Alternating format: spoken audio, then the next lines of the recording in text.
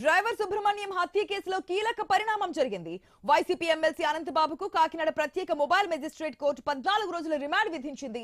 Driver Subrahmanyam హత్య case సాక్షులను బెదిరించారని పోలీసులు ఆయనను అరెస్ట్ చేశారు. ఈ కేసులో తనతో పాటు భార్యను తప్పించడానికి సాక్షులను ప్రలోభ పెట్టేందుకు ప్రయత్నించారని ఆరోపణలు కూడా వచ్చాయి. ఈ వ్యవహారంలో ఆయనతో పాటు మరొక ముగ్గురిపై కూడా సర్పవరం పోలీస్ స్టేషన్ లో ఈ నెల 21వ తేదీన కేసు నమోదైంది. ఈ కేసులో అనంతబాబును ప్రధాన నిందితుడిగా చేర్చారు. శుక్రవారం కోర్టు పని మీద రాజమండ్రికి వచ్చినటువంటి సమయంలో అనంతబాబును పోలీసులు అరెస్ట్ చేశారు. ఆయన కాకినాడకు తీసుకొచ్చి విచారించారు. కాకినాడ ప్రత్యేక mobile judicial first class magistrate ఎదుట హాజరుపరిచారు. నిందితుడి తరపున వైసీపీ లీగల్ సెల్కు చెందినటువంటి న్యాయవాదులు వాదనలు వినిపించారు. ఈ కేసులో 4వ నిందితునికి ఇదివరకే బెయిల్ ఇచ్చారని, అనంతబాబుకు ప్రత్యక్షంగా సంబంధం లేదన్నారు. రిమాండ్ తిరస్కరించాలని కోరారు. నిందితుడికి నేర చరిత్ర ఉందని పోలీసుల తరపున పబ్లిక్ ప్రాసిక్యూటర్లు వాదించారు. హత్య కేసు నుంచి తప్పించుకునేందుకు సాక్షులను భయపెట్టినట్లుగా ఆధారాలున్నాయని వెల్లడించారు. ఆయన బయట ఉంటే సాక్షుల్ని భయపెడతారని తెలిపారు. వాదనలు విన్న మెజిస్ట్రేట్ నిందితుడికి 14 రోజుల రిమాండ్ విధించింది.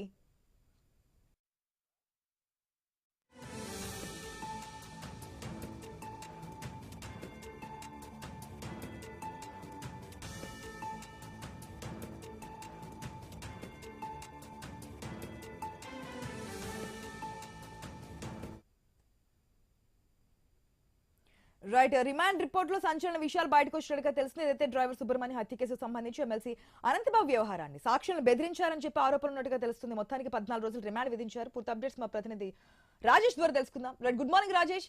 ఎప్పుడైతే గత ప్రభుత్వంలో జరిగినటువంటి ఇన్సిడెంట్ ఇప్పటికీ సాగుతోంది, ఆయన బయట ఉండి సాక్షులను ప్రలోభ పెడుతున్నారు, లేదంటే కనుక భయపెడుతున్నారనే కారణంతో ఆయన 14 రోజులు రిమాండ్ విధించినట్టుగా కూడా తెలుస్తుంది. డీటెయిల్స్ అంటే గుడ్ మార్నింగ్ ఆశ. డ్రైవర్ వీధి సుబ్రహ్మణ్యం హత్య కేసు ఘటన సంబంధించి 2022 మే 19 తేదీన ఈ హత్య ఘటనలో కూడా డ్రైవర్ వీధి సుబ్రహ్మణ్యం 210 రోజులు కూడా వారు రిమాండ్ శిక్ష అనుభవించి అనంతరం వారు బెయిల్ పై కూడా బయట ఉన్నారు. ఇటువంటి నేపథ్యంలో ఏవైతే వైసీపీ ప్రభుత్వంలో ఈ ఘటన చోటు చేసుకుంది, ఈ ఘటన సమయంలో కూడా పోలీసులంతా కూడా పలు విధంగా కూడా కేసు ఏవైతే ఉందో తారుమారు చేసే విధంగా కూడా పలు సంఘటనలు చూసాము. ఇటువంటి నేపథ్యంలో కూడా దీనిపై ఈ ఘటనకు సంబంధించి ఈ తారుమారు చేసిన ఘటనలో ఈ పోలీసులు కూడా 4 పోలీసులు ఎవరైతే ప్రస్తుతం అడిషనల్ ఎస్పీగా ఉన్న భీమారావు, డిఎస్పీగా ఉన్న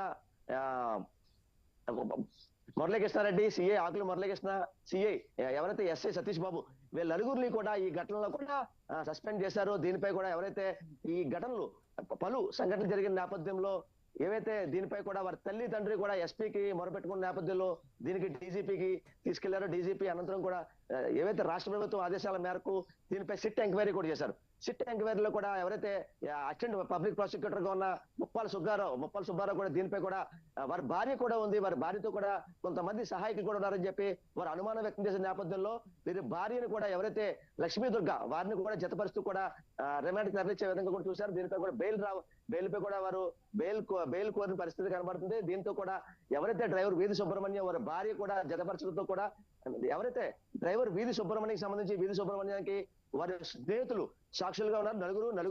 నలుగురు కూడా శివప్రసాద్, పవన్, మణికంఠ, వీళ్ళ నలుగురు కూడా సాక్షులుగా ఉన్నారు. వీళ్ళ నలుగురిని కాకినాడ జేఎన్టీ వెనకాల ఉన్న సమీర అపార్ట్మెంట్స్ లో ఎవరైతే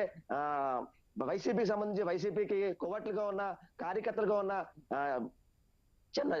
కడియాల చెన్న, వారి కొడుకు సతీష్, అలాగే మాగంటి రాబాబు, వీరు ముగ్గురు కూడా సమీర అపార్ట్మెంట్స్ కి వెళ్ళి ఎవరైతే సాక్షులు సాక్షులు నలుగురికి కూడా ₹1,00,000 చొప్పున ఇస్తా అని చెప్పి వారు భయభ్రాంతి గురి చేయడంతో అక్కడ నుంచి నేరుగా సర్పవరం పోలీస్ స్టేషన్ లో ఫిర్యాదు చేసిన నేపథ్యంలో సర్పవరం పోలీస్ స్టేషన్ తో 21వ తేదీన దీనిపై కూడా కేసు నమోదు చేశారు. కేసు నమోదు చేసిన నేపథ్యంలో 24వ తేదీ సాయంత్రం ఈయన రాజమహేంద్రవరం కోర్టుకు వెళ్ళిన నేపథ్యంలో అక్కడ నేరుగా సర్పవరం పోలీసులు పట్టుకు